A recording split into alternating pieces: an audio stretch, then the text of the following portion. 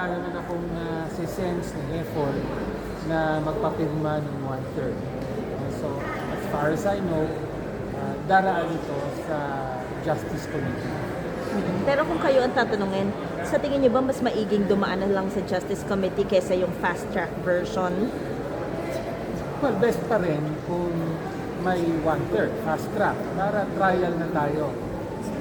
Pero kung daraan sa committee, well, mabuti rin yun para may pagkakataon na balikan natin yung mga issues. Tapos mas mapalawig pa yung mga batayan kung bakit dapat i-impeach si Vice President Sara Duterte.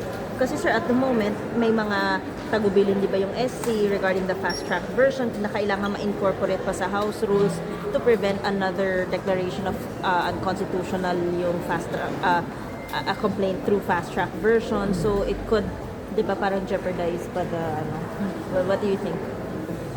Well, actually, kung titignan natin yung decision sa motion for reconsideration, inatrasan ng Supreme Court yung mga naunang requirements na allegedly kailangan daw ng due process, additional requirements para sa fast track.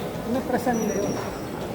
Kaya kinilala nila na nasa konstitusyon mismo yung fast track mo at magaganap yung traditional na pagkilala sa process during the trial. So hindi na kailangan i-adjust yung House rules on impeachment? Hindi kailangan with regard to fast track. At ang posisyon ng House, at least yung narinig natin from the senior deputy majority leader na nagda-draft ng bagong rules, ay being a separate and co-equal branch ay tanging kapangyarihan ng House ang pag-draft ng rules on impeachment, which is, I think, the correct position. Hindi dinidikta ng Supreme Court ang rules ng House.